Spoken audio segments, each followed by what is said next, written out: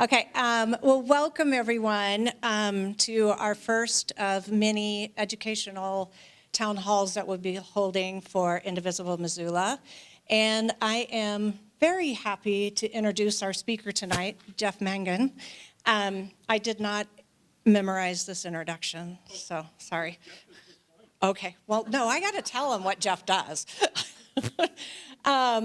Jeff has over 35 years of leadership, strategic planning, and management experience in both the public and the private sectors.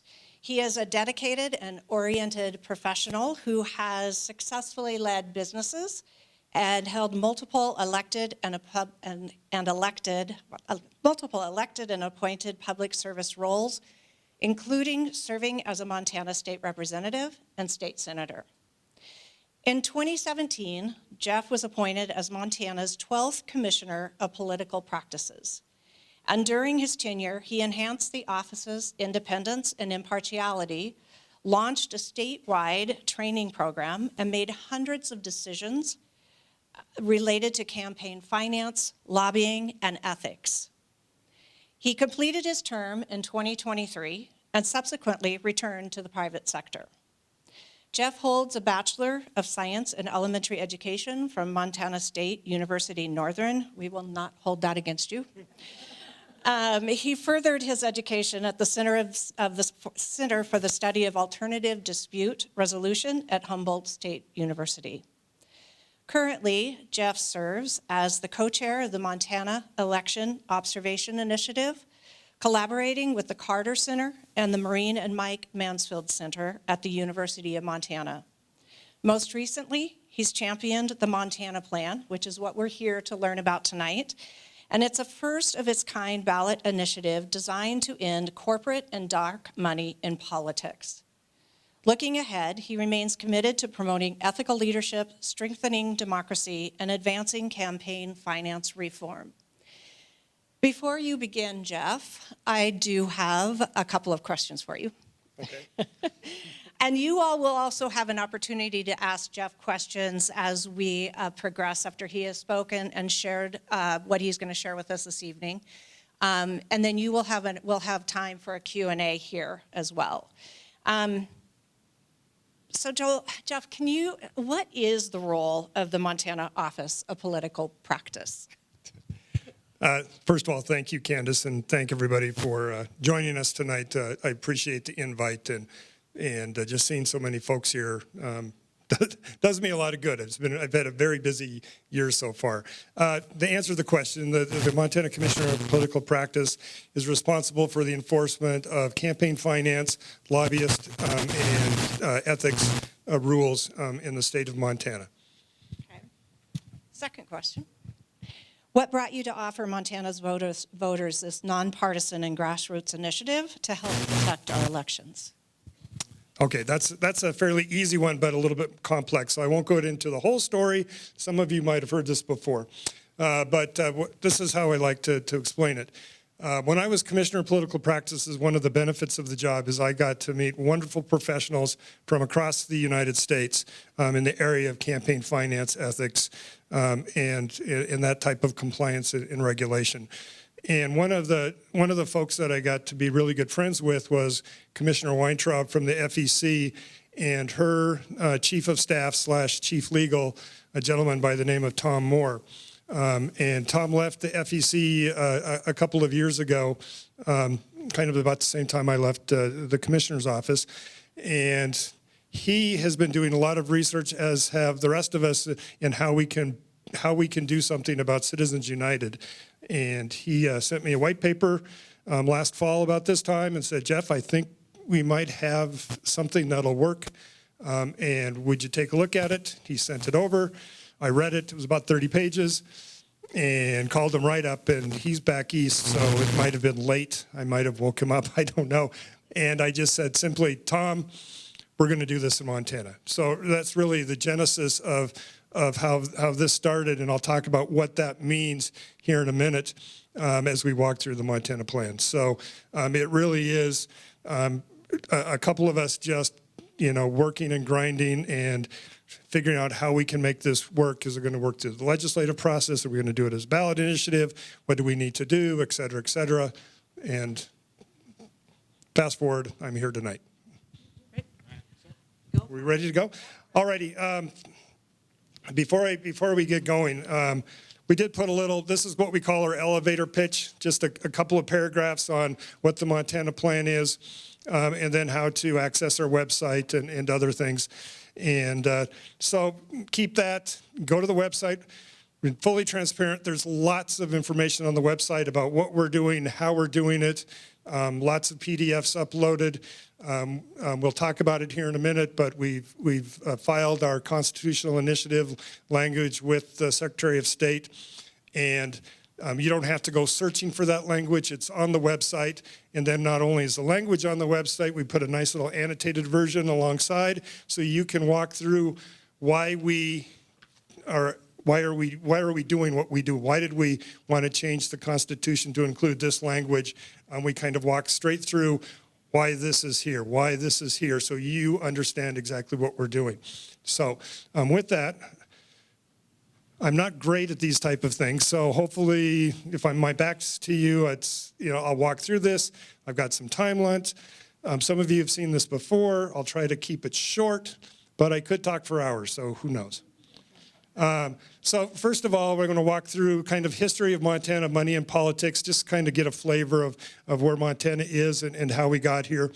Then I'm going to turn it over 5 minutes to Sue because she's been working on campaign finance issues and Citizens United issues for a long time too. And I want to, kind of recognize the work that she's doing. So she'll talk for about 3 or 4 or 5 minutes. And then I'll get into what the Montana plan is, what TEI is, and explain that whole mechanism. And finally, at the end, I just kind of call to action. What do I need you to do if you're interested in helping out? So with that, we should take about, and then we'll go into question and answer.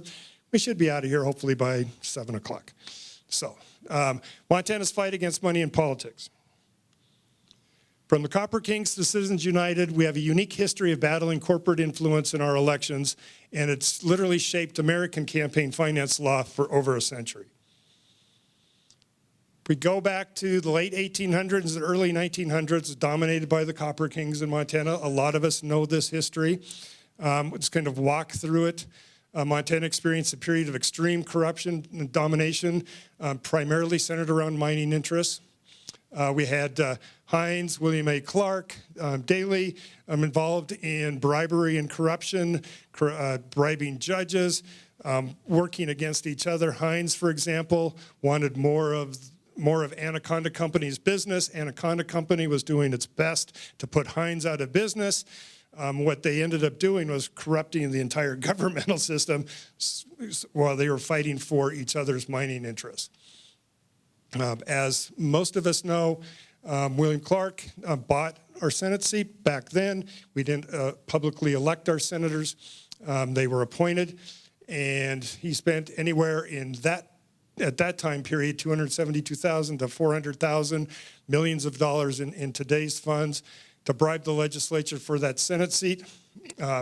When they moved to unseat him, which they did, he was literally home for 1 day. We sent him back to finish up his term. Anaconda's influence. The Anaconda Company at one point owned 90% of the press in Montana and controlled the majority of the legislature. And they controlled so much. Anaconda, you'll have to remember back then, it wasn't just mining. Anaconda Company owned timber interests. They owned other interests across the state. And in 1903, because he was battling Hines, and judges tried to put the Anaconda Company in a bad spot, they didn't like that, so they just shut down. They just basically laid off all their workers. All of Anaconda's workers in 1903 was about 80% of Montana's workforce. Literally shut our economy down. And the governor had no choice but to call a special session to appease the Anaconda Company, and thus the reason we have the reason corruption is a big deal in the state of Montana from back in that era. But part of out of that 1903 to 1912 came a couple of good things. Lots of good folks like yourselves, like myself, like others, wanted to get to the bottom of how can citizens take our government back.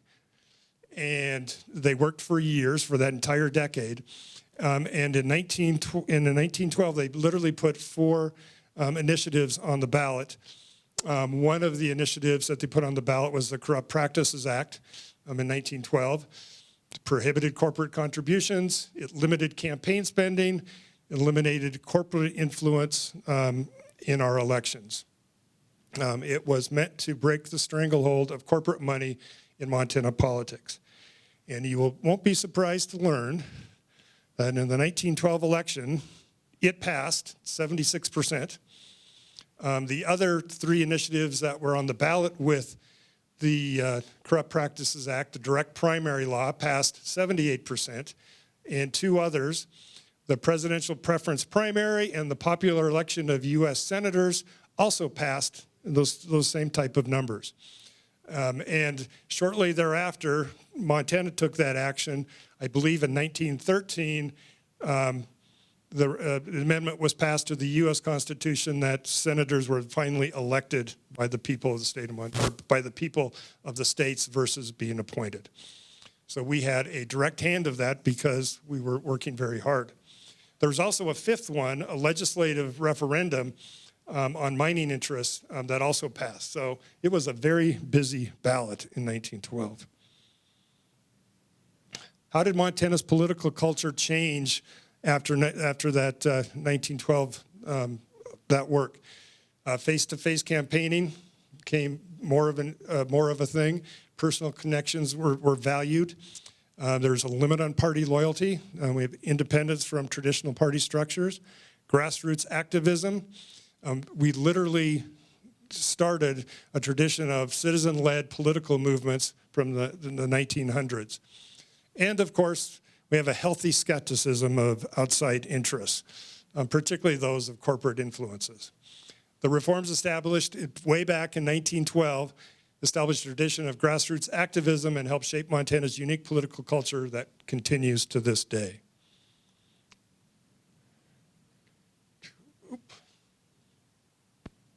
So I'm just going to fast forward all the way to 1972.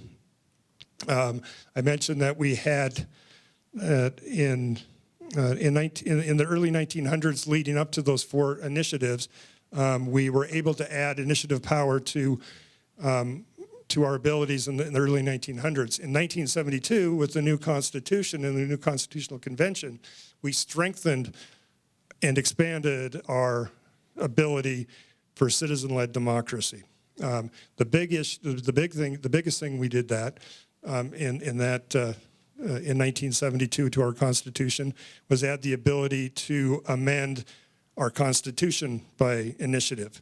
We didn't have that in the early 1900s. So after 1972, we had a very strong citizen initiative process that allowed us to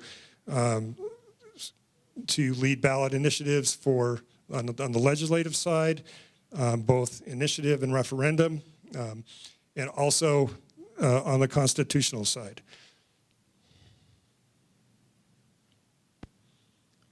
And we put it to work a couple of different times, but I want to talk a couple of campaign finance ones. Put it to work in 1996, and we passed Initiative 125, which prohibited corporate. We already had corporate spending eliminated because of the Corrupt Practices Act of 1912 for candidates. Initiative 125 put corporate restrictions on political spending on ballot initiatives and prohibited corporate spending on ballot initiatives. That passed with 52% of the vote in 1996, and was ultimately overturned in Chamber of Commerce versus Argenbright in Montana Supreme Court. I'll talk about that more in a second. But what we're here to talk about, so we'll get to the big. Now, of course, I'm zooming through citizens' history. Lots of history. I encourage you to take a look. Lots of good resources and information out there. But it's a very interesting part of our history, and I encourage you to, if you have time to educate yourself a little bit. So what, Citizens United, the case that changed money in politics. What is Citizens United? Citizens United led from a nonprofit nonprofit group sought to promote a film criticizing a candidate during the 2008 election.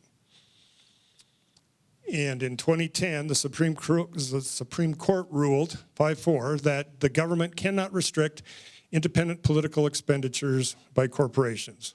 We're all familiar, I believe, with that ruling. And the reasoning, the court said, and this is important, is that independent political spending by corporations cannot be corrupting. Just think about that. That independent political spending by corporations cannot be corrupting and therefore cannot be regulated. So we all kind of think Citizens United as, that's when they told us that corporations were people. They really didn't say that specifically, but they did say that that spending by corporations cannot be corrupting, therefore cannot be regulated. The impact, corporations can now spend unlimited amounts on elections as long as it's not coordinated with candidates. We'll talk about the coordination and how that actually plays out today. I think you kind of know where I'm getting at. Montana, though, didn't sit down because we had the the Political Practices Act, or Political Practices Act, the Corporate Act, and we went to court when we were sued by Western Tradition Partnership to say the Corrupt Practices Act is unconstitutional because of Citizens United. So we fought that through the Supreme Court, and our arguments were the following. We have a unique history of corporate corruption directly tied to the Corrupt Practices Act of 1912.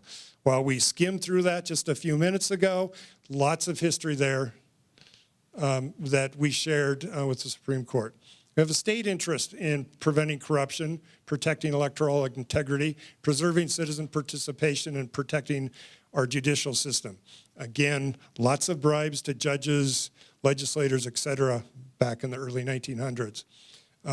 We talked about a few factual distinctions, that we have a small population, low-cost campaigns are easily influenced by corporate money, and we have a dependence on some of our resource extraction industry. And finally, we said corporations could still speak through PACs with less burdensome regulations than striking down our Corrupt Practices Act.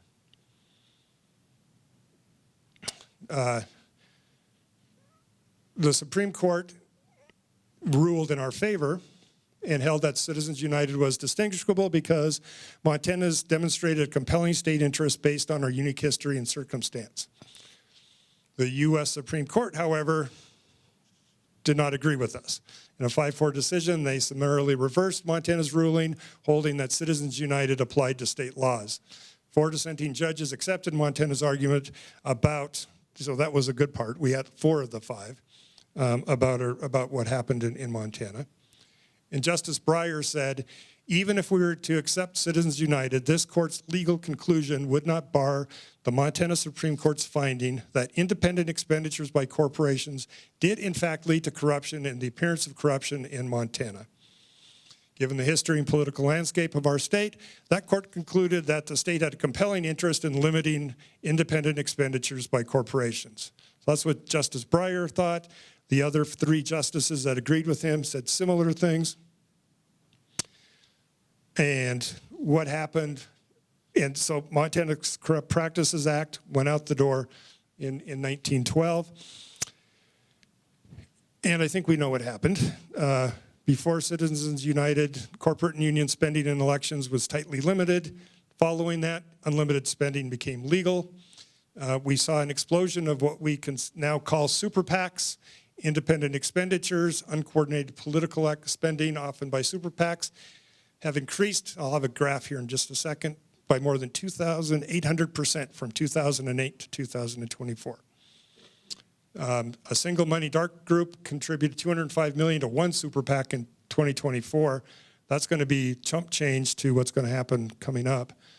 And finally, the coordination loophole spending limit remains legal as long as not officially coordinated with candidates. got 5 minutes, and then I can get, so actually I'm kind of pushing through this, but I'll be glad to answer lots of questions. Why it still matters. Corporate rights expansion. Citizens United did not create corporate personhood, but it dramatically extended its speech rights in politics. It reversed all of our reversed a century of campaign finance law in Montana. Declared that corporate spending cannot cause corruption, again, contradicting our experience. And these two are the biggest things to me. Transparency crisis. Voters now struggle to identify who funds political messaging or what influences their purchasing. There's just too much of it. We have no idea. And democratic impact, the decision shifted power from public to special interests with the deepest pockets. I'm going to come back to this, but in 2012, we did put an initiative on the ballot to say Citizens United was wrong, and it was I-166, and it passed with 75% approval, and I-166 basically said it is the policy of the state of Montana that corporations are not people. Just policy, more of a, kind of a, take a look at this. It didn't really carry any weight in overturning the law, but we said it, we passed it 75%, and it's still on the books. There it is at 1335-501, still on the books today. So I'm going to talk about spending really quick. This is what I'm talking about. So if you go back to here, the far where the line starts straight, this is 1990. You can go back another 100 years, which would take it out to outside the building there. That line continues to stay flat. So 1889, flat line, all the way to 2008, and you see this upwards. And I selected 2008 because that was a presidential election year, as 2024 was a presidential election year. So in 2008, we spent about $143 million on independent expenditures.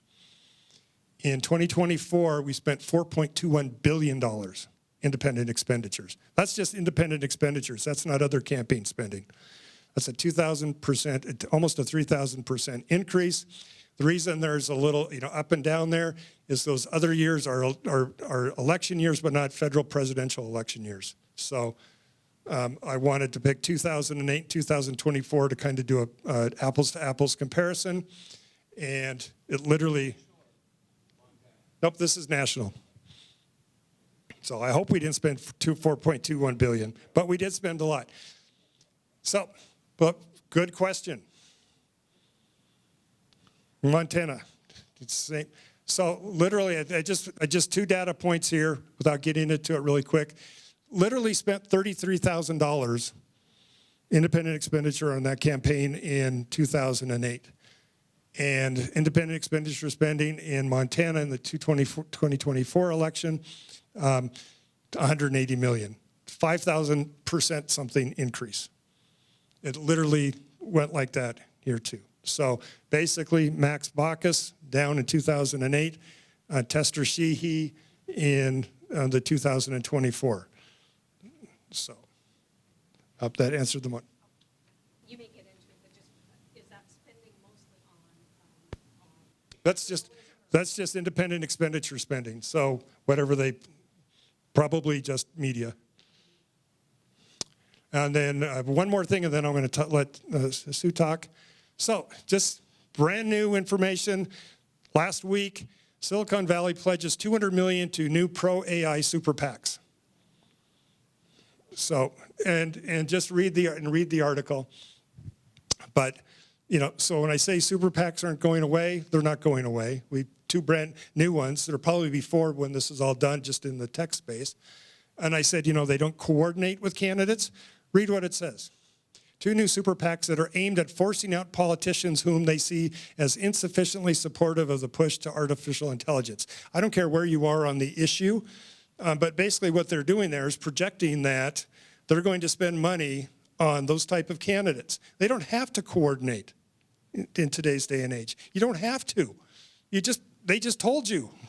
So if you want our help, You know, so again, it's not an issue. I love AI. It's a whole different thing, you know, in the work. Lots of other things, good and bad, but this is one of the issues. So, Sue. And I'm sorry I zoomed through that really quick, but we'll have time for, I'm trying to keep an eye on time. Is there a button? Nope, just. He said I could have 2, 3, 4. Okay, all right, sorry. Yep, this thing. All right. So he said I could have 3, 4, or 5, so I'm aiming for 5.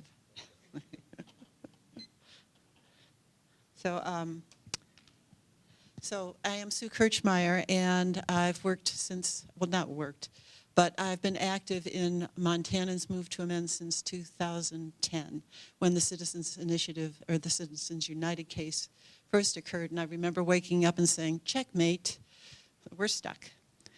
So I want to just approach this from the point of view of letting you know how we see what we're doing in Montana, because we really look at our work as a gift to Montana, similar, because I think really similar to what I see in Jeff and in his team, that there's a lot of remarkable gifts of protected elections, working very hard to secure our future. In what I want to say a little bit about the Citizens Initiative in 2012 is that we really see that as a bipartisan moment of resistance, and that we really thought that we needed to take pride and to remember that moment, because the Supreme Court had taken away a gift from us that had been won by decades and decades of resistance to corporate power and the oligarchy by the Copper Kings. And we can see that as we think about today, and it really should give you pride in what you're doing too. So we saw our job as helping to keep that awareness alive in Montana, to not let it fade, because we knew they'd been talking about how long would it take to get a constitutional amendment to overturn Citizens United. 20 years. At that time, I kind of didn't believe it, but that's how I always get into things, is, oh, this should be okay. But when you think about 20 years, that's one thing. But then you have to realize all the work that corporations and billionaires would be doing to undermine our resistance, our resolve. So we saw our work as keeping that alive.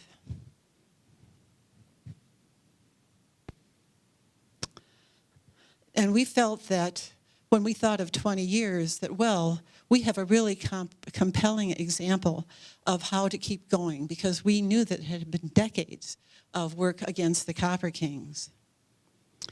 And when the work they did, eventually, what I like to say is that their work actually culminated in getting the Citizens Initiative process in place, because they were locked in by the 1889 Constitution that was made by the Copper Kings. And somehow they got their legislatures to actually put that so that they could use it. And then, after those decades, it still took 6 years more.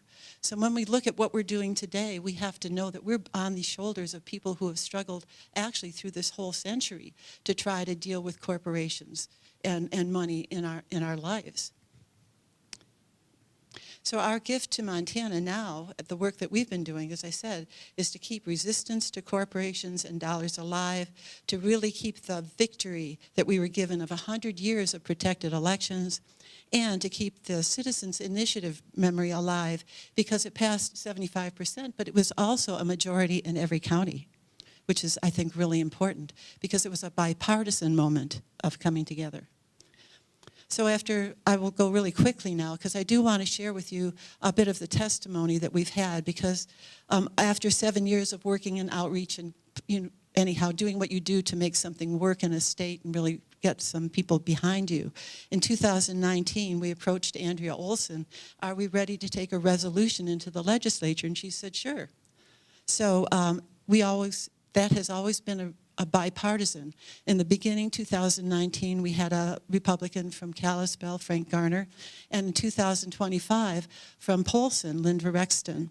And over the 4 years, we've come to 49-51 in the House twice, and in 2025, just now, we were 50-50 on reconsideration in the House, and the Senate was just 3 votes down, which I think is huge. But what we see it doing is it gives Montanans a voice. They can have a platform they can bring. We've been developing testifiers and helping them, callers, all that. And now we want to see us be able to reach out to candidates too, bipartisanly. But here's the testimony that I want to give you in a little bit more than 5 minutes. And it's from a woman who was bringing words from her 93-year-old mother. The mother really wanted these words to be heard. She'd been born on a homestead. She'd raised on a ranch. She was in the military, as in the Women's Army in World War II. And all those years, she always was happy to take part in elections because she knew that if there was disagreement, that it would lead to respect and compromise and across the aisle rather than what we see today. And she said she's disgusted with what she sees today, that her own vote would be lost in an ocean of money. She said, what has happened to my Montana? What has happened to my homeland? So we really need to keep aware of these gifts that we've had and of the gifts that we're getting now with the Transparent Election Initiative being offered for us to work on. Thanks you.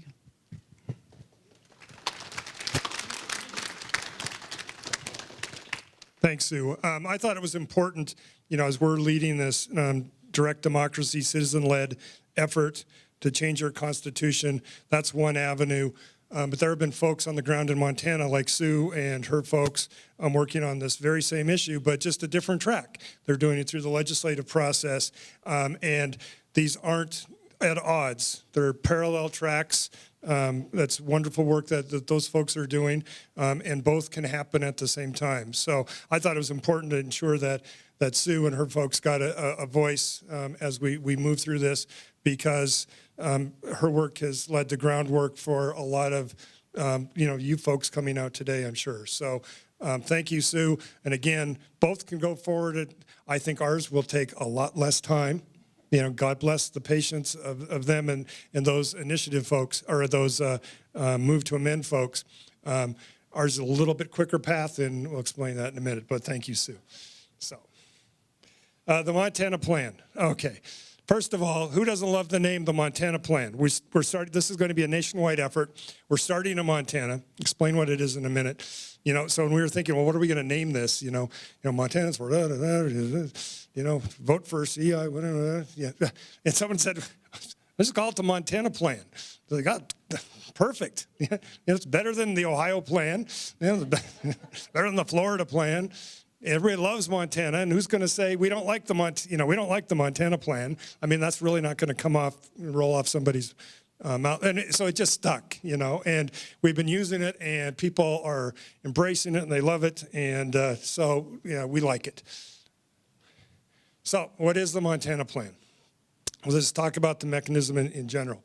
So states, believe it or not, after Citizens United and after people have been banging their heads against the wall for almost 15 years, corporation has the right to speech, First Amendment, we can't get past that roadblock. And the courts continue to tell us that. They come back with something different. You're not going to get past the First Amendment. And as a matter of fact, a lot of folks have given up on it. I mean, there's just kind of this malaise. Nothing we can do about corporate money in politics. It's a settled issue. We're tired of getting beaten at the Supreme Court, et cetera, et cetera. As a matter of fact, there hasn't been any polling on this issue for a long time because it's just, people have just kind of given up. Not all of us. So states can't keep corporate money out of politics. Each state creates its corporations. It need not permit its own creations to consume it. Ever since the Supreme Court's decision in Citizens United versus FEC, we've been told that the only way we can change this is the court or a constitutional amendment to stem the flow of dark money and corporate money into politics. That's just not the case. I'll tell you why. So let's talk about what corporations are. Corporations are artificial entities. Remember that term, artificial. Artificial entities created by law for the purposes of furthering certain economic goals.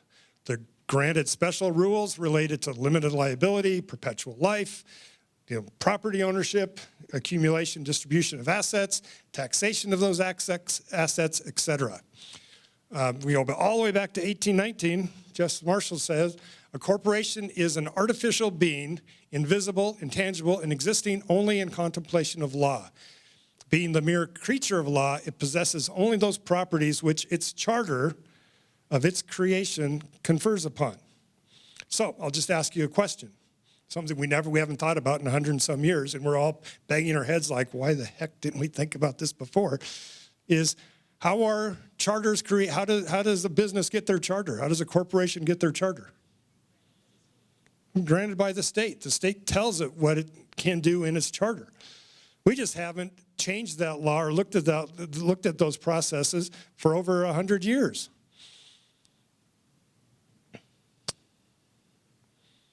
I'm going to go here and I'm going to go back.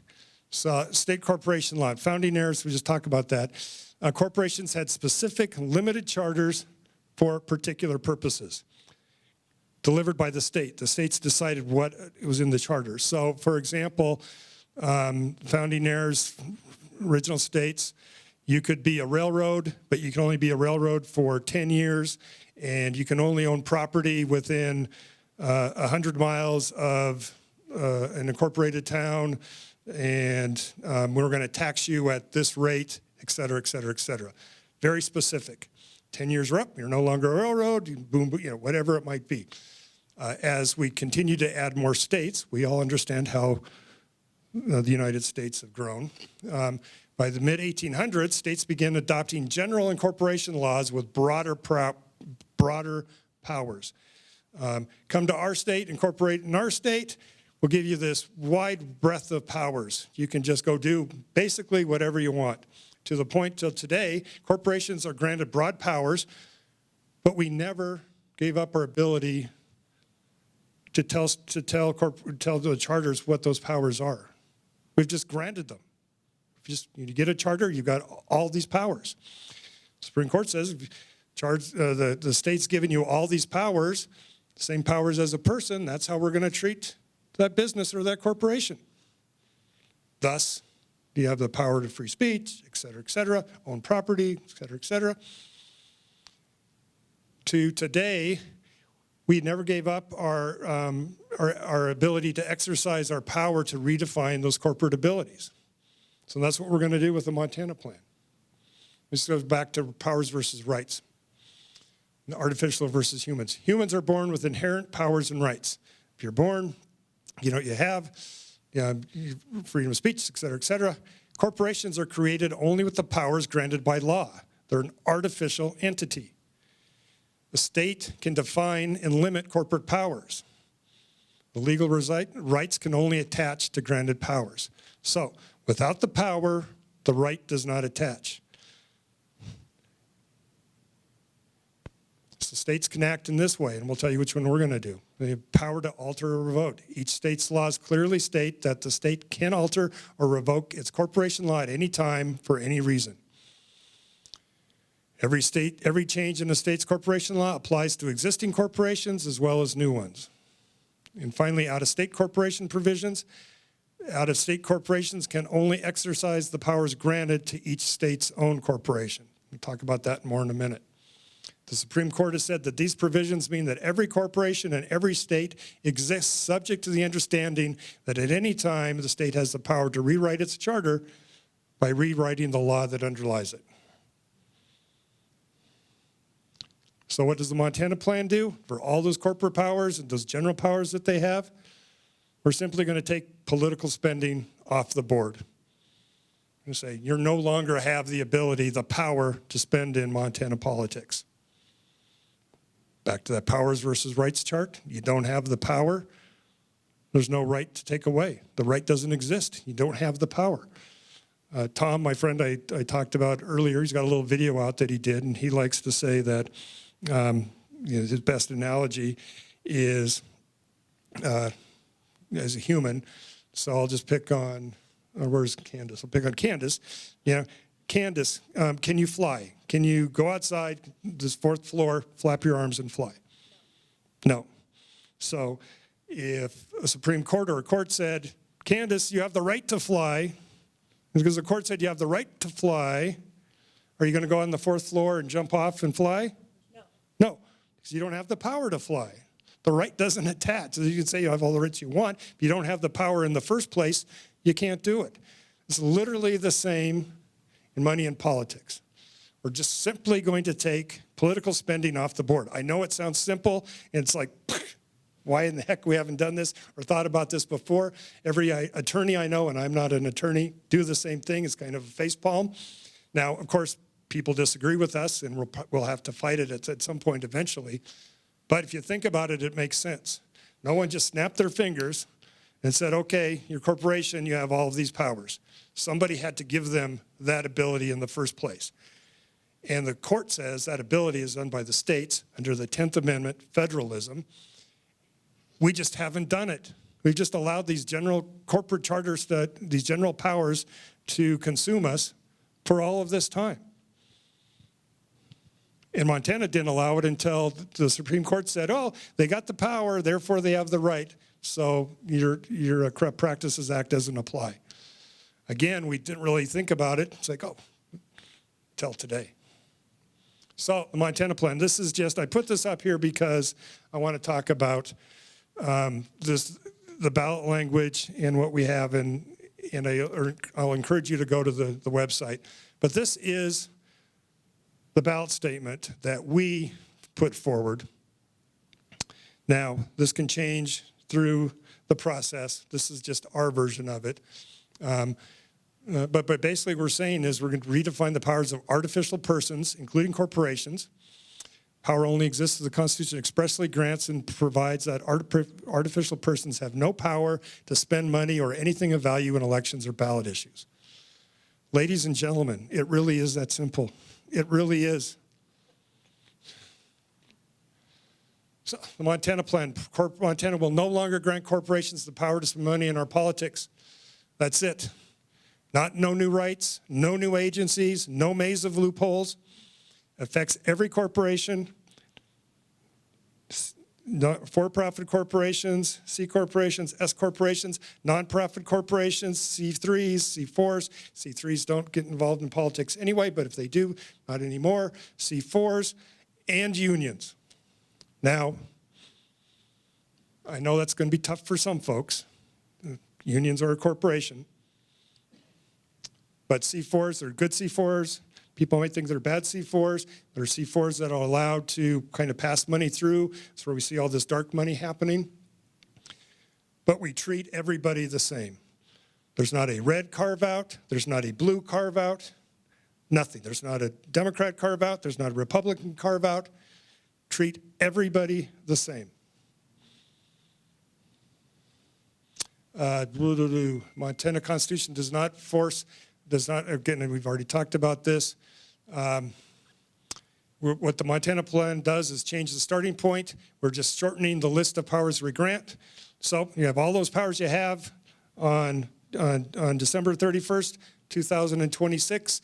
And when the strike, after this passes and the clock strikes midnight, you'll have all those powers with the exception of you can't spend in politics. Artificial persons only exist by grant of the state and shall have no powers or privileges except those our Constitution expressly provides. That's what we're doing. And for those who say about political committees and what about individuals, what about ballot issues? Political committees are going to stay the same in the state of Montana. In the state of Montana, 2 individuals can get together, form a committee, and go out and support candidates, support ballot issues. What they won't be able to do is accept corporate money or money from C4s. So they'll have to do it the way we've always done it in Montana. Raise money from individuals, report and disclose. Montana has strong campaign finance disclosure laws. If the same person that's giving the $500,000 to a C4, so they don't have to have their name attached, and that C4 gives to a political committee, You don't see who spends that. That same person can still give that $500,000 to a political committee, but now, under the Montana plan, they're going to have to be transparent about it. Just so Montanans know who's behind that money. Simple as that. And I don't care if they're Republican, Democrat, whatever. It's treating everybody the same. And then one of the most common questions we get is, well, what about out-of-state corporations? Won't this affect, won't this just affect Montana corporations? Well, it won't. And again, I'm not an attorney, certainly not a corporate attorney. But every corporation that wants to do business in the state of Montana have to file as foreign corporations. Foreign just means outside of the state. So in order to do business in the state, they have to agree to follow Montana's rules and regulations per charter. So it affects everybody doing business in the state. So if we go back to that chart where that went up like this, they won't be able to give money if you're a outside corporation or not. Legal questions and challenges. Well, this approach would undoubtedly face constitutional challenges. It applies to Supreme Court case law, unlike campaign finance regulations that restrict rights. Again, it restricts the rights because their charters allow the power to do that. We're going to take away that power so there's not going to be a right there to restrict. It's 10th Amendment, corporation law, federalism, state law. States create those corporations. States create those charters, not the federal government. Separation of powers. Powers can strike down laws, but they cannot add powers to corporations. The Supreme Court or the court can't say, well, give that corporation its power back. That's not a function of the court.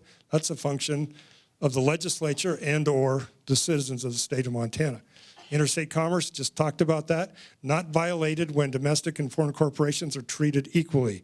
I just got done saying we're treating everybody the same. Red, blue, all we care about is green. Unconstitutional conditions, not applicable as incorporators, surrenders no rights.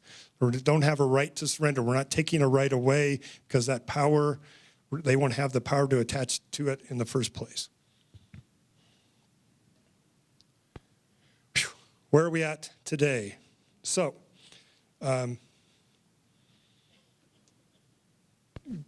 lots of thought have went into this. We've worked very hard over the last year. A handful of us, believe it or not, thought about a lot of different ways of doing things, decided to go in the constitutional initiative route, have a good attorney working for us, very nonpartisan.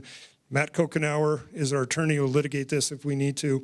Matt served under Attorney General Fox and it was his assistant solicitor general, has worked in campaign finance and election law cases before, well respected, and is in private practice now and is working on this for Transparent Election Initiative.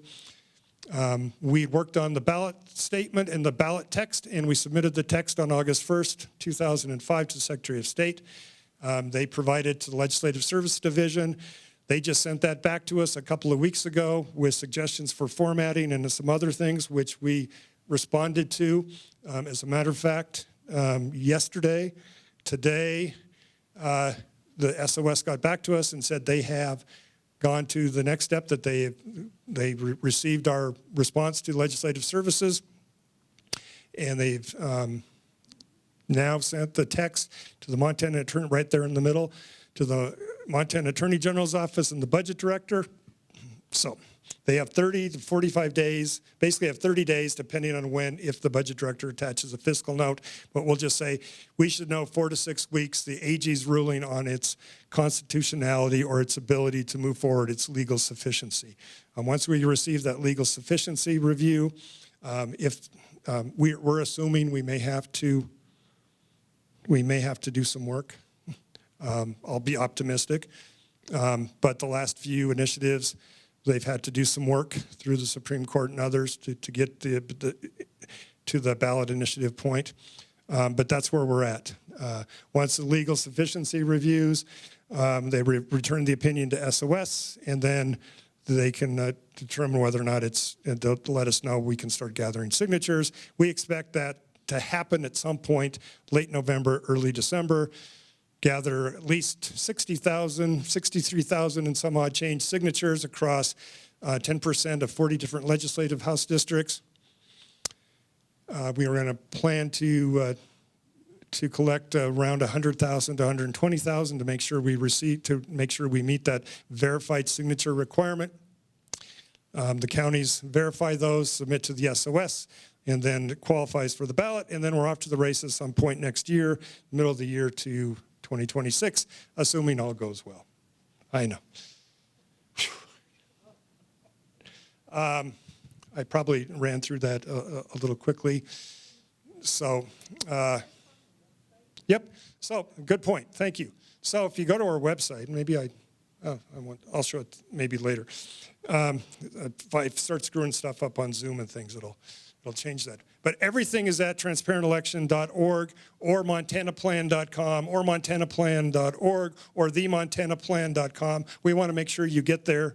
So kind of goes through what I've talked about, but also the language. Now, we didn't put in, I said we did a lot of work, we did a lot of thought.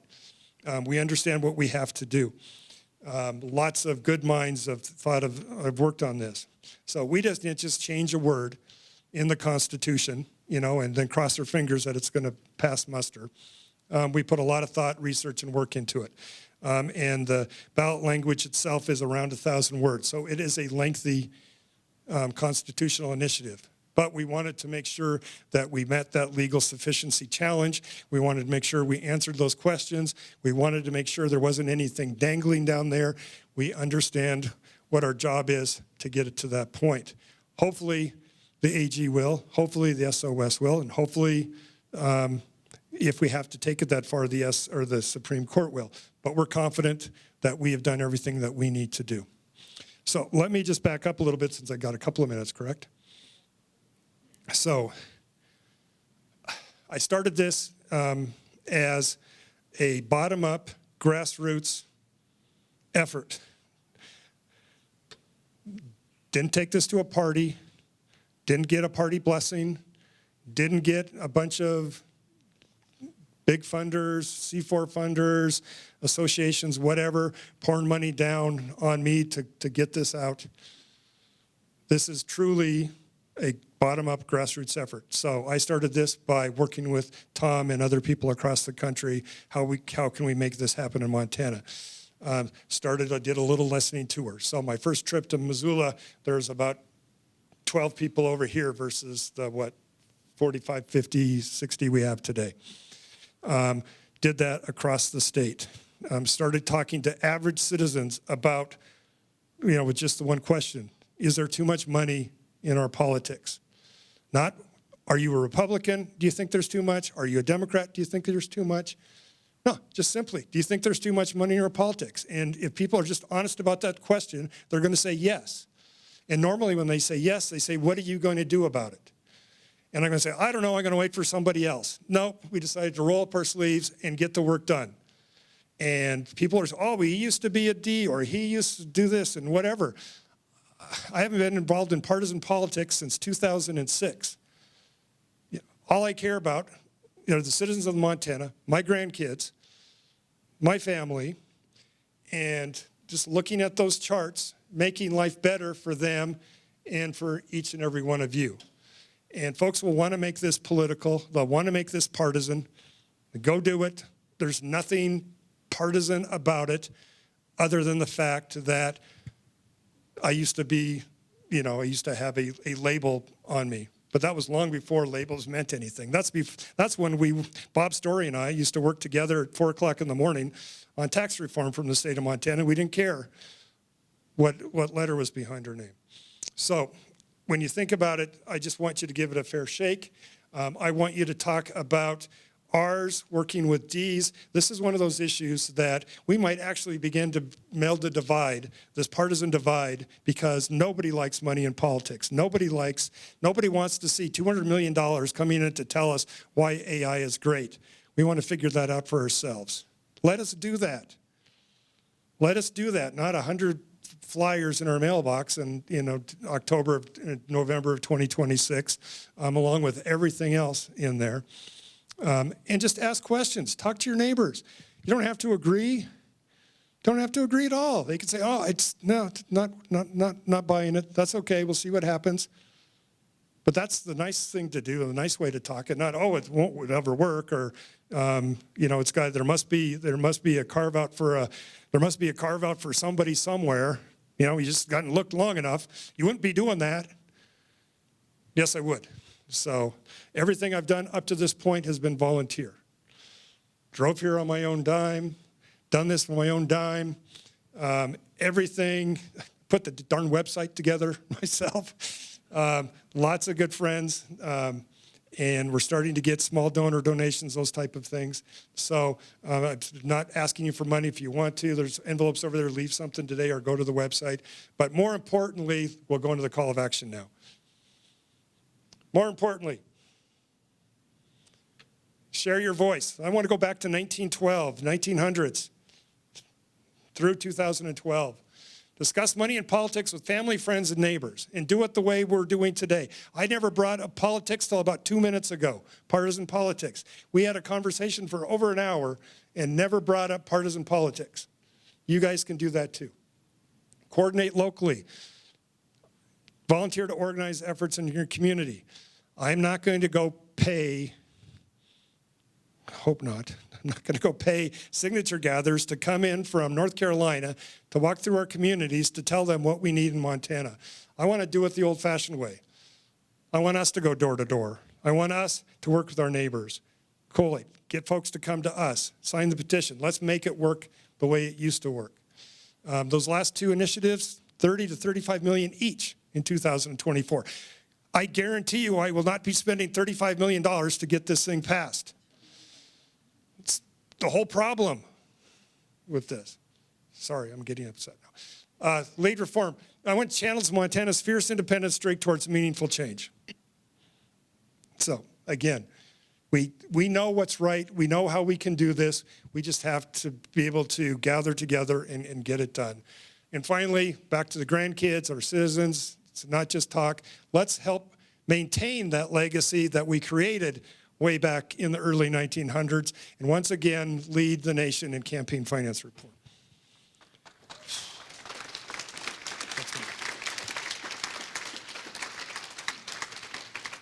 Now I'll take, let me just say a couple of things. Online, I've got Tom that I talked about. He's online, so he could talk even longer than me, so that's why I kept him quiet. But if there's a specific question, I can have him talk. And then Chris Burke. So I started this. Chris Burke is kind of leading our community efforts statewide. He's a small business owner. He owns Morning Glory Coffee and Tea out of West Yellowstone, Montana. Small business guy, travels the state.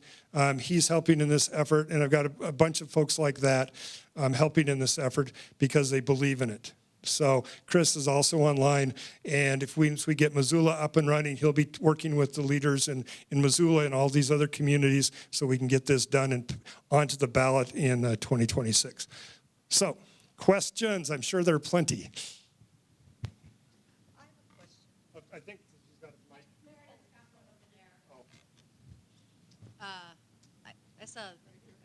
Can we just visit right here already? Is that okay? Yep. Okay. You might have to speak. All right. My name is Fran. I'm wondering what the primary, or who the primary challengers are going to be to this effort, and how are they going to come at it? What is their attack going to be?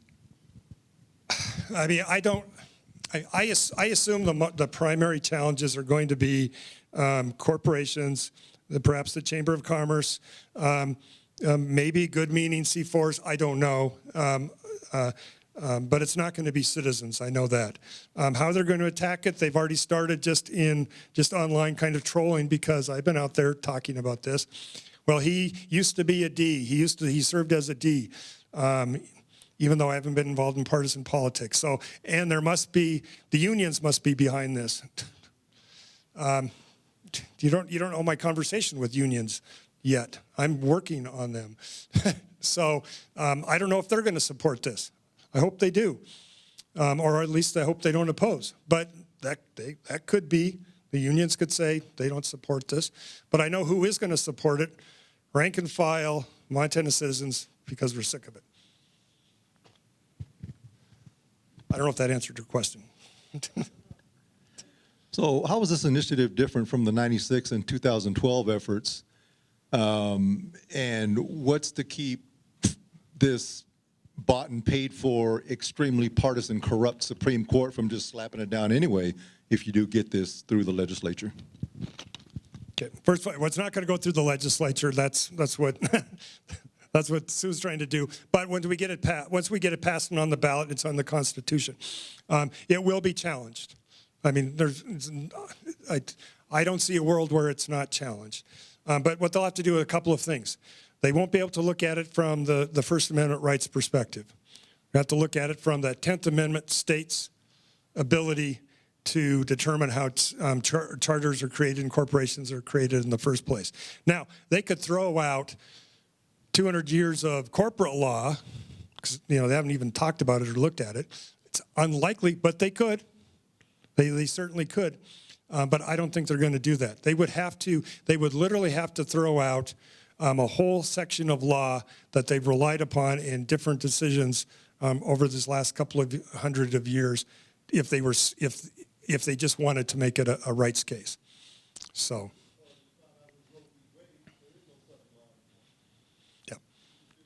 yeah.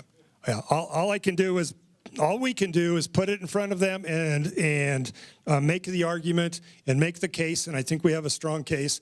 And I'm not disagreeing with you because it can be frustrating, but that's why I'm here and that's why we're working. We got it. We got it. We're not challenging it the same way as from what we've done before is what I'm saying. And as far as 2012 with I-166, that was just Montana saying, naughty, naughty, that's not our policy. Our policy is this. But it said a very strong statement. 76% of us still said, damn it, corporations aren't people.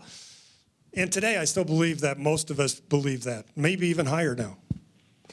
Jeff, first off, I want to say thank you for all the work that you've done and all of the buddies and the beer drinking that's gone into putting this together, because this is fantastic, and I applaud that first off.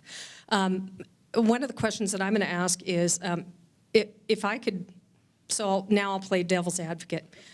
You've submitted this has hit the budget director's office, and they're going to hang a fiscal note on it. Have you had anybody that has done a pro forma fiscal note to give you any idea? Because I know how, if I was on the opposition side, I know how, and I've written a lot of fiscal notes, I know how I'd go after it. Yeah, we've considered that. I mean, there's lots of research that's been done, and we have to do not only the legal research, but also how could they come at from a money perspective. It's not going to hold, that part's not going to hold the AG's. They'll have a whole different legal sufficiency for what they do, and that'd be something that we would have to work on when we got it onto the ballot, and then anything that came out of that. Well, that's not true because, et cetera, et cetera. So, but the short answer to your question is yes, working on lots of different tracks. Senator.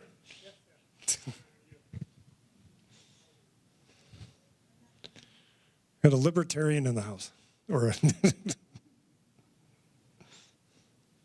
Jerry and I, or Senator O'Neill and I served together in 2001, 2003, and 2005, if I recall. Something like that. My question is, under the First Amendment of the U.S. Constitution, we have the right to speak, we have the right to assemble together, we have the right to petition the government for redress of grievances. Now, if we can't assemble together as a corporation, what kind of assemblies will this be when we petition the government to give us more higher wages or more minimum wages or more health care or whatever candy we want from the government? Good question. We do it like we do right now. Citizens get together in Montana, and I know this because I served as Commissioner of Political Practices and saw lots of political committee formations, filings come over. Two individuals get together, spend money, to support or oppose a ballot issue or candidate. They're a committee.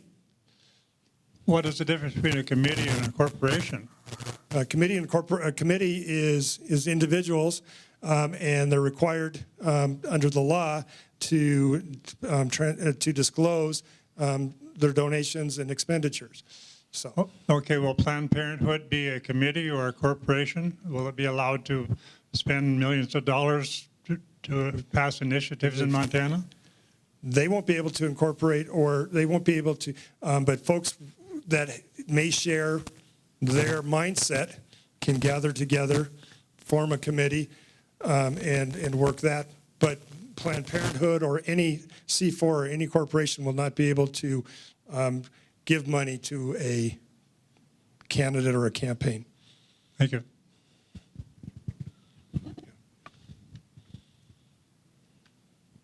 Are there any other states that are interested in Yep. the Montana plan? Yeah.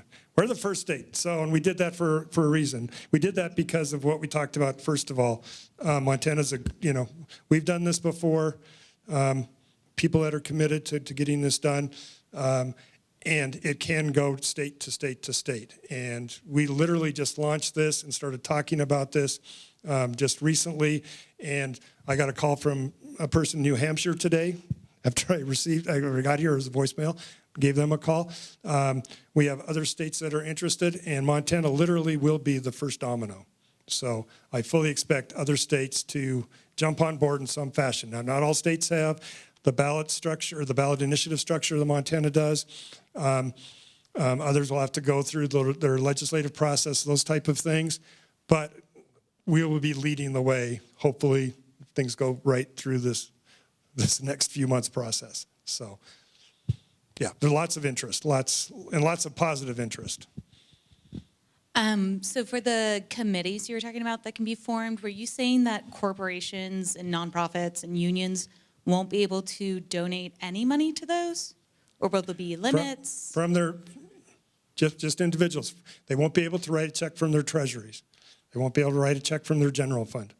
So currently under Montana law, for candidates, for example, unions can't do that for candidates. They have to, the law says they have to create a political committee and cannot use that corporate treasury for candidates. So they would have to do the same thing for ballot issues. And then C4s would have to do the same. Most do. Big Sky 55, for example, has a PAC. Others have PACs. And what they won't be able to do is write a check from their corporate treasury to that PAC. They're going to have to raise money, disclose it, and just basically what we did before 2012. But it wasn't. I know it wasn't as expensive then, but you're right. Corporations will not be able to write a check from their corporate account, no matter what kind of corporation they are, to a political committee. That's the reason we have super PACs, and that's the reason we have dark money. So I don't know if you know how dark money works, but if you don't mind me, I'll just kind of. So if I kind of made a reference to it, if I have $500,000, but I don't want my name attached, I can give money to a C4 that wants to get involved in politics, and because of our C4 rules, those are non-deductible contributions. IRS says they don't have to disclose their donors, but they can write a check to a PAC. And so when it comes up on Montana's finance reports, for example, it just says money from this C4, not who's behind it. So that same person wants to give $500,000, they sure can. We'll just have to give it to the PAC, disclose where that money's coming from. I know it's too darn simple. I confused. That's okay. I know that you said that a corporation is an artificial person. Yep. But didn't the Supreme Court said they had all the rights of personhood? They didn't say that specifically. They said they have all the rights of personhood because the state granted them all those general powers. We're going the step before that. So we'll take that one power away. That right doesn't apply. Because we currently give them, we currently give them that power now. All states charge, they have all these powers. We're going to take that away. The right's not going to attach. But that's where everyone gets caught up. It's like, oh, it's already been settled. No, it's because they didn't look at the underlying power. The states can take that power away, can revise that power, take it away. If that power doesn't exist, it's moot. Citizens United is moot in Montana. It's irrelevant. It'll apply to all the other states. It won't apply to Montana because we won't have that power in corporations. I have another analogy for you, Jeff. Just a second. I don't know who said that. Oh, Tom is okay. Okay, let Tom do his another analogy, or All right. Hey, everybody! Thank you for coming in to hear Jeff's presentation. If your Montana's politics get cleared of corporate and dark money, it will be because of Jeff Mangan. So one way I've been thinking about it is these corporate powers, they were all given away in the early 1900s, and then nobody thought about it ever again. Everybody says like, oh, corporations have all these powers. They can do anything legal. They can be a railroad one day and a bakery the next day or whatever they want, and stop thinking about that. And the analogy I've been thinking about is like a house with wall-to-wall carpeting on every inch of the floors. At a certain point, you know there's hardwood floors underneath, but you don't talk about them anymore because it's not important to your day-to-day life. You just see the carpets. And this is kind of what's happened, where basically for the last 100 years, it's just been wall-to-wall carpet of corporate powers. And the idea of changing them up, like corporate law folks know that that can be done, but nobody ever thinks about doing it just because nobody's tried it in the last 100 years. And who doesn't like a wood floor, Tom? Hardwood floor.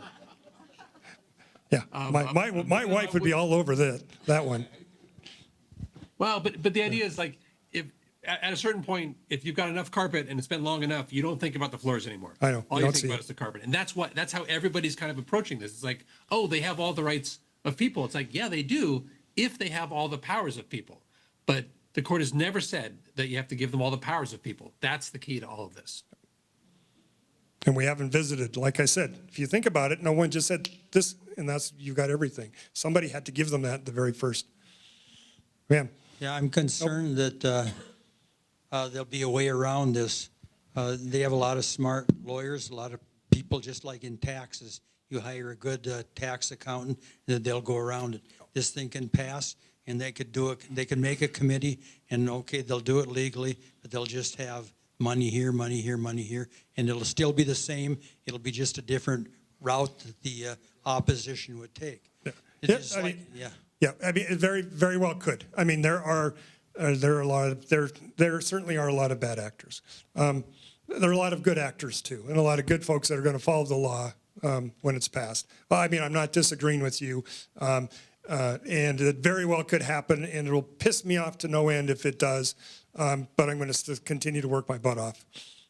but yep. Is this working? Okay. Just really basically, can you just outline or summarize if this initiative is enacted, or not enacted, but passed, how is it going to change what we can do right now? So if you're an individual, what can you do now? What will you be able to do after this is passed? If you're a corporation, what can you do now?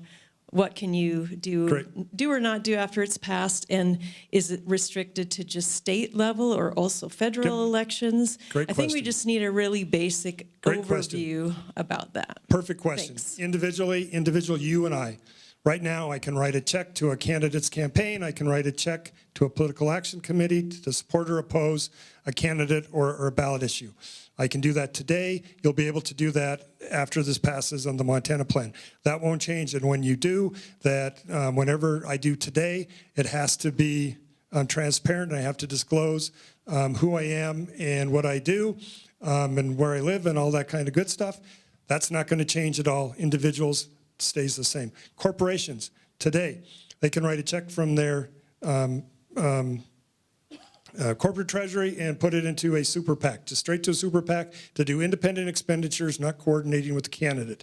I'll just point you to the one article about what happened last week with the super PACs. They can create a committee separate to do it that way as well under Montana law.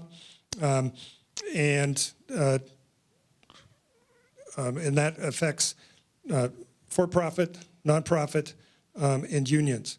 Under the Montana plan, they will not be able to spend money in Montana's politics. So they will not be able to write a check to a PAC. They will not be able to write a check or create a committee as the corporation. They will not be able to participate, give money to candidates or for independent expenditures for candidates or for others. So it's just gone. And PACs are corporations, right? PACs, political action committees, are basically under Montana law are corporations that, or excuse me, are committees of 2 or more individuals that come together to support or oppose an issue or a candidate. That's not, now they can incorporate under there, but only for the purposes of the election, for limited liability purposes. We wrote that into the ballot language, so they won't have any other powers attached to them other than limited liability, and they'll have to follow all the same rules as of any other PAC. So they won't be able to take money from other corporations. They won't be able to give money to others. Thanks so much, Jeff. I really appreciate all the work and thought that's gone into this. It seems like there's a lot of potential. It's exciting. But I was wondering if you would be willing to talk more about how you see the campaign unfolding to get it actually on the ballot and passed, because you kind of made light about spending money or hiring petitioners, and which I understand and I appreciate, but I think this is 2025, you know, and everything's expensive. Yeah. So. Exactly. I mean, and the thing is, if we don't have the money, we couldn't do that anyway. So even if I wanted to spend $35 million to do that, I don't have $35 million to do that, and we're not going to be able to raise $35 million to do that. That's just the way it is. So what can we do if we're committed and we're willing to work? We can start talking to each other and start talking about money and politics, start talking to our friends on the other side of the aisle, or just our neighbors or our family or whoever. Ask them to talk to 5 people, get on social media, share those type of things. And when this does become, this is where the rubber will meet the road. We are going to have to gather together like we have never done before in this state to gather 100,000 signatures in these 40 legislative districts to make the ballot. And what that's going to take is me rah-rahing from somewhere, plus being on the doors, and Candace and her folks, and you and your folks, continuing to talk to folks and going out, making a plan to do, 4 blocks this week, 10 blocks next week. We have some other ideas to bring people into us to sign the petition. But we want to do it without spending money on paid election signature gathering. I think, with the laws change that says we have to identify ourselves when we're signature gathering, it's going to be a heck of a lot easier when you're identifying yourself as a signature gatherer, as a volunteer from Montana, than a paid signature gatherer from wherever you might be from. It's just common sense. But there's a room for that. I understand that. I didn't mean to make light of it. A lot of them do good work.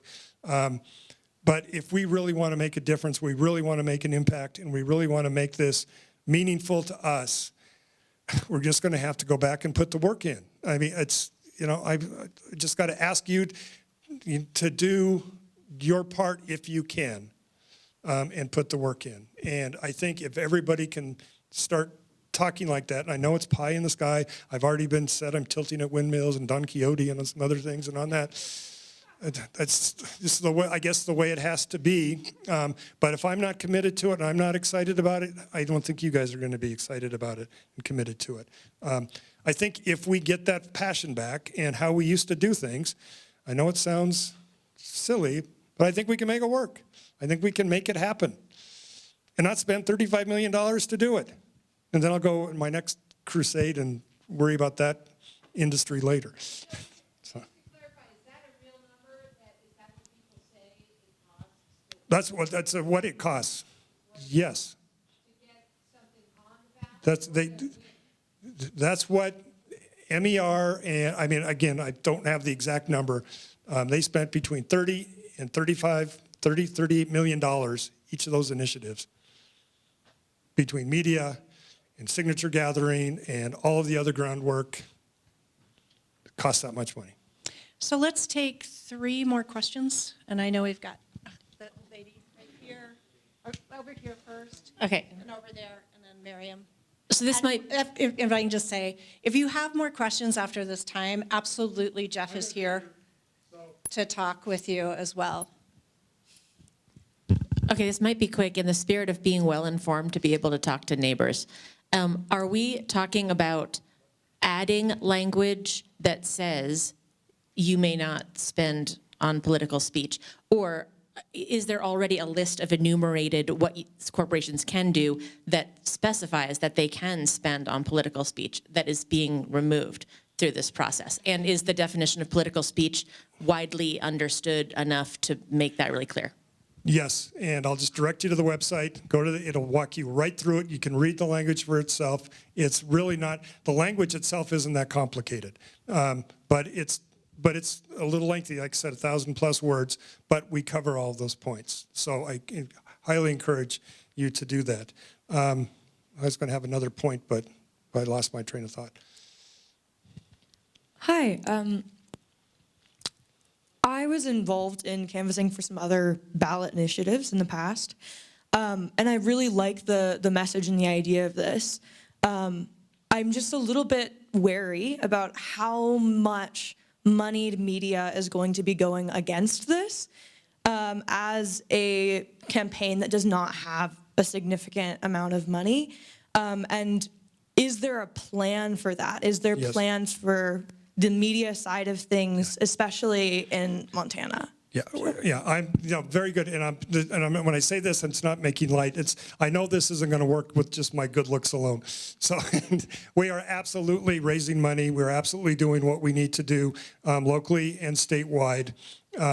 It's just not a top-down. So when I say top-down, that's when other folks say we're going to do this by pouring a lot of money into it and pushing it that way. I'm starting at the bottom, going up with. Because I think that's exactly how this is going to work, particularly when we need to get a lot of our friends and neighbors that don't necessarily agree with some people's politics, and they want to see things in a certain way. And we have to start having those conversations. And the only way we're going to do that is us talking to those folks, not a message talking to those folks. So I absolutely agree with you. We're trying to raise money, and we're going to continue to do that. And I just don't want to spend $35 million to do it, because I really don't think that's the optimum way to do things. But great question. Let me just say, how are we going to do this? And I'll wrap it up, so I'll just stop a question, and then I'll take them afterwards. Leading me down, and I hate to put up there because I really don't. I'm just part of a larger team. I want to create these pockets of leaders and team building in each of these communities. I want you to start working amongst yourselves, working with the leaders here, conversing, talking, getting information. We plan to have what we call the Montana Plan Mondays, where we just get everybody who wants to jump on a Zoom call. We'll talk about where we are this week, what we're doing, getting people excited. We'll have training sessions about collecting signatures and all of that stuff through Zoom, so people can get involved that way. So there is a plan there. I just can't push it all through in an hour and a half. But we are thinking about those things, and it's going to be important that we just keep this excitement locally, because if we don't have that excitement locally, we're not willing to talk to it about our neighbors, we'll lose momentum and we won't be able to push it through. But if we continue that, I think we will be able to do that. So thank you very much for putting up with me for an hour and a half. And I will be back. And Indivisible Missoula invited us to do this. If there's any other groups, I don't care if you're R, Mega, wherever you are in the spectrum, if you want me to come and talk to you, I'll do it. All you have to do is ask. I'll be there. That's how we get this done, because this isn't partisan. Thank you. Thank you so much, Jeff. I do have one question for you on action items. Where can we sign up to be collector of signatures? There's a volunteer on the transparentelection.org or montanaplan.com or those other things I told you. On the first page, if you scroll down, there's a volunteer, and you just put you use that. Don't sign up for, the money part doesn't go to the volunteer section. There's a special sign up for volunteers. Put your stuff in there, and that's how, or share your email to tei@transparentelection.org, or send it to Candace. Just find me somehow. So, thank you. I don't want your Coke. Actually, you can send to Indivisible Missoula as a website, and Danica is our co-leader with Meredith on Indivisible Missoula, but that will get to Danica, which would get to me, and reach out to Jeff. So I just also, just a couple of reminders. Well, first off, thank you, Jeff, very, very much. Couple of reminders, sign-up sheets on the table if you did not see those as you were coming in for other activities that are happening with Missoula or Indivisible Missoula. Meredith, do you want to? Okay. Yeah, so I am the lead of the elections working group for Indivisible Missoula, and we're just getting started. And I believe that one of the main things that we're going to want to be working on is promoting this.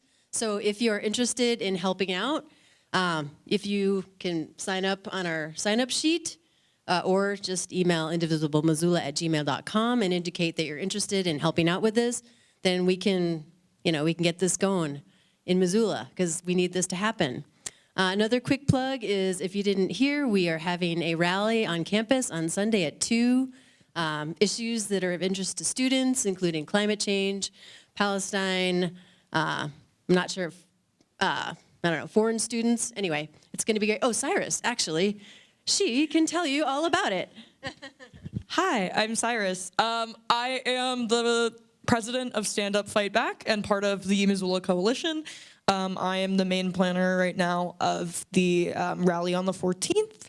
And I would just like to say that the issues that we're going to be talking about, it's a broader bringing students in the rest of Missoula together for community work, for talking about transparency, talking about free speech, including Palestine for students, and many other issues. And it'll also just be a really wonderful time to get to know members of the community that you otherwise wouldn't get to know. So, The Oval. At the Oval on campus, and we will be marching also. I want to give a shout out to the other people on the committee, on our Educational Town Hall Committee, if you wouldn't mind standing up, because it is, I know there's several of you out there, and if you wouldn't mind standing up, because it's not just me or Jeff. I mean, there's so many people behind it. It's not just Meredith in the elections committees. So if you want to be more involved in any of these committees, these are actions that you can take now to help the frustrations that we have. So now I'm going to actually bring Sue up to share a few closing thoughts, and there you go. Thanks. What I wanted to say is that when I talked about the gifts that we've been given over time of protected elections and all the work and hopes that went into that. And that is, as I said, what I see in the Transparent Election Initiative and in the work that Jeff and your team has. And I just read, have been reading Braiding Sweetgrass. Robin Kemmerer in that teaches us that a freely given gift, it actually opens our hearts and brings us to want to carry that forward, like if you got a cup of coffee and then give it to the next guy. I mean, that's the simplest, but what we're talking about here, I think, I know when I saw the Citizens Initiative, it opened my heart. And our part then, as we go forward, I think, is to carry that to our neighbors and give them the chance to feel that and to bring that in. And I think that is what's going to bring us success, because success, as you were saying, Jeff, is really to change, to bring that to the whole state, grassroots, nonpartisan, and that we're sharing in our future. And it's our turn to give the gift of protected elections. Thanks.